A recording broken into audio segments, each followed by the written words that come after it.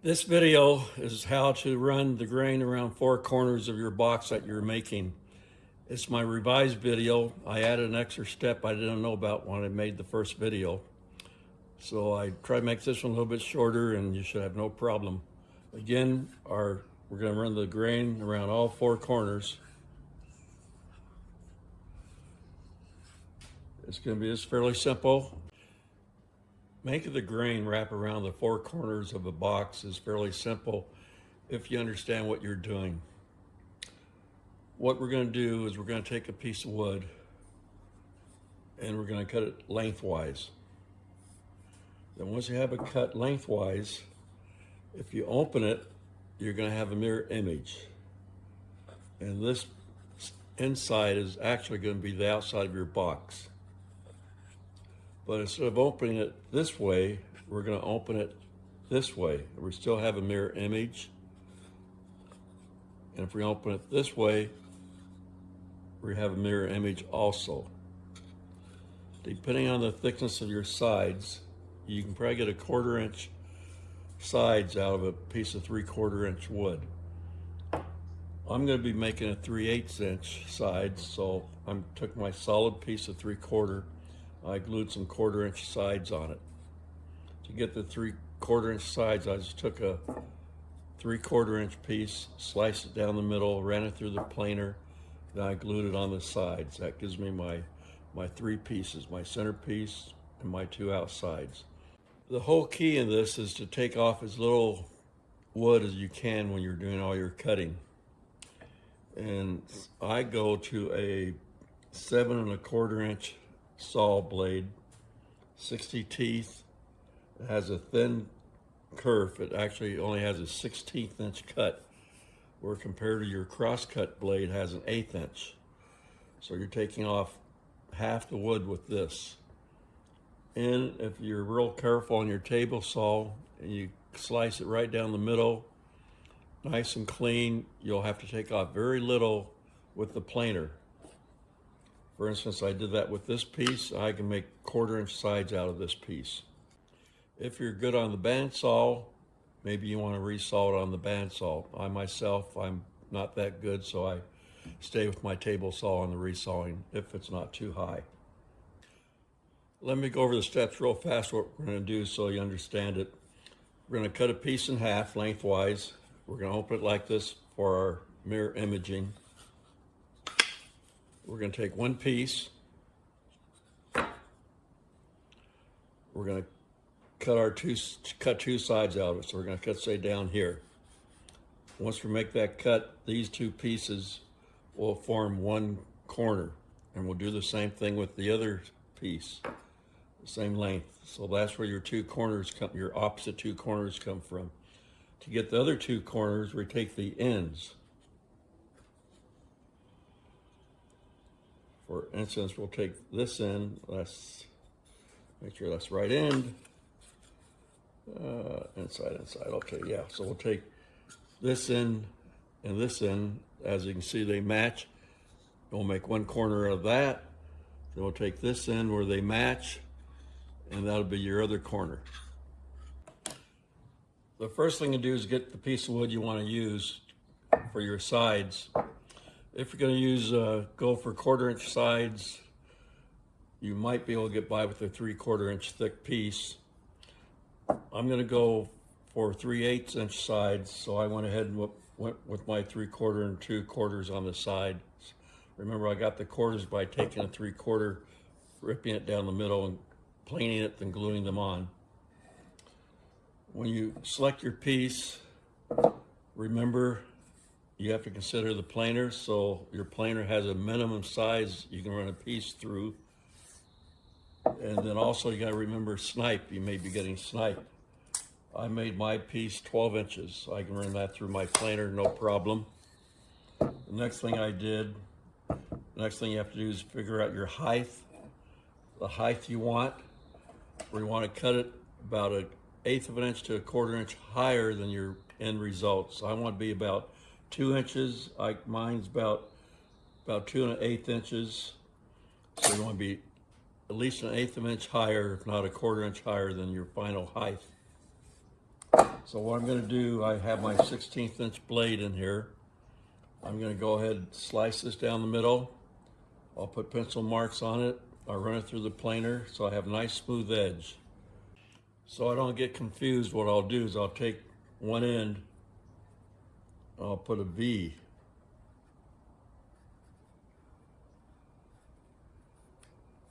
I'll put a V like that. So I know I'm going to slice it down the middle here. And that V is going to tell me what sides go together. I'll be using that until I do the slicing. So if you don't have that V, you may have your pieces turned around. So this is important. Put a V pointed towards the middle for each piece. So here I cut my piece in half. I took a pencil and marked lines down it, so when I run it through the planer, I'll know it's perfectly flat. Here's my V's I told you about, so I always know that they go together like that. I won't get them mixed up like this or anything. That's your indication. And don't forget that the inside is going to be the outside of your box. So here are my two pieces. After I plane them, the pencil marks are gone. When you plane yours, make sure you don't plane more than you have to, because the more you take off, the further apart the grain is going to be. I did use two different kinds of woods so we can see where the seam ends up. My next step is to cut these, to get these down to my 3/8 of an inch. They're a lot thicker, so I got to take a lot of wood off. So what I'm going to do first probably is run the side, which is the inside, don't go to the outside, go to the opposite side and slice it down close to 3/8, maybe leave it a 1/16 or an eighth of an inch thicker. Then I'll run it through the planer and get my final thickness. So here are my two pieces I just sliced on the table saw. I like doing the table saw because it leaves you thin little pieces. You never know when you can use something like this. I save all these.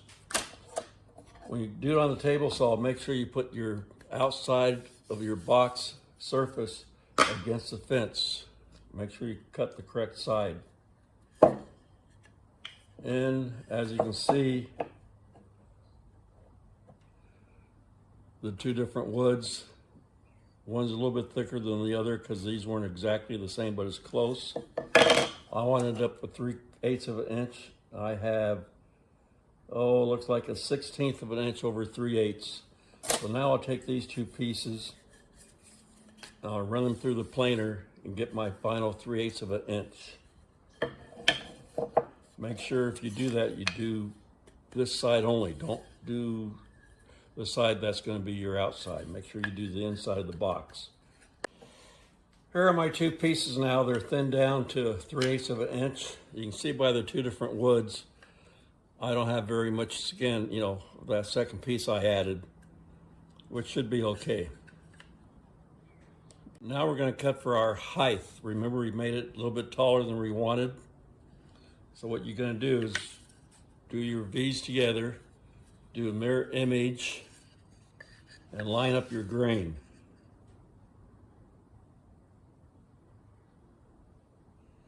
You see the grain is lined up, but look on the bottom. The bottom is sticking down like 1/8 of an inch. If we flip it on the other side, you see we still have that same 1/8 of an inch. So what we want to do is we want to take this piece where it sticks down, cut that 1/8 off the bottom, take this piece, cut the 1/8 inch off the top, and then we'll verify that our grains match. And once they match, then we'll cut our final height. Okay, so I cut off a little less than 1/8. You can see how skinny my pieces are. So just to make sure I got them matched again, I'll go ahead and line the bottom and the top up. And you can see that that's about as good as we're going to get. And then the other side, you can line that up also, top and bottom, and the grains match fairly good. So once we have that, we're going to take our pieces and cut our final height. Okay, I did cut my pieces to the final height. Make sure you follow through on the V's so you don't get confused. So just to verify, I have my 2 inches. I'm going to open it up. And my grain match is really good. Open it this way. And my grain match is good. So now we're ready to do our slice, cut them into sides. So let's say my box is going to be, the front and back is 7 inches and the sides are 3.5. So I need this length to be 7 plus 3.5 is 10.5. So I took a scrap wood, made it 10.5 plus a 16th for the saw blade. So now I take my pieces, I can run it like this and decide where I want to cut it. Let's say, for instance, I want to cut it here. I go ahead and mark it. And these cuts you can make on the chop saw, it doesn't matter. But make sure you carry your V's inside, so when you cut it, you still have your V's. We need those V's. Oh, when you cut them, make sure they're together. The V's are lined up, the ends are lined up. It has to be perfect match, otherwise if they're off a little bit, your grain's gonna be off. So everything's gotta be flush. So I just cut the ends off on my chop saw. I still have some marks from the V, so I know those are the V's. So now it's time to cut the sides. So this is how we cut the sides. You put your sides together, the V's together like this, and you turn it around like this. So you got your V pointed in, your V pointed in, opposite ends. And mine's going to be 7 inches. So I'm going to come in 7 inches.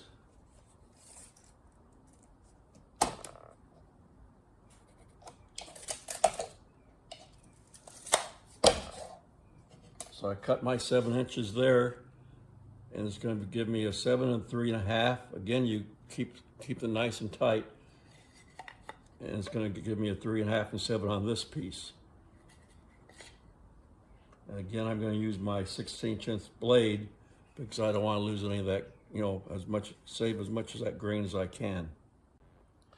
When you cut your pieces, don't separate them, keep them together so you know which goes where. And let's test for the grain. So let's take this piece. We know this grain we're just cut, so we know it matches. And this piece here, we should be able to just take and fold around like this. Now, I don't know if you can see it, but that grain matches. Now for the final test, we're going to take this piece and put on the end. And again, you can see that matches. That's a good match. While you have your pieces lined up matching, take some tape, put tape on it, and number them. This piece is 1 and 2.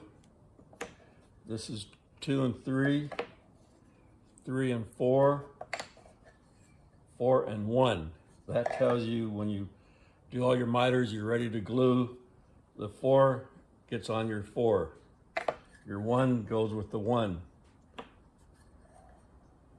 Now, only step left is to miter your corners, and you're ready to glue, except you have to, along the way, you have to decide how you're going to do your top and your bottom. If you're going to do any grooving for the top or the bottom, you may want to do it before you cut your length on your router. It might be easier, or you could do it at this point. And that's all there is to it. Just, when you miter, make sure you don't come close to the point. Don't take any point off if you don't have to. Save it as close as you can. That'll keep your grain, plus it'll give you a squarer box. So enjoy. I hope you don't have any trouble. Hopefully I explained everything to you simple. Have a good time. Thank you.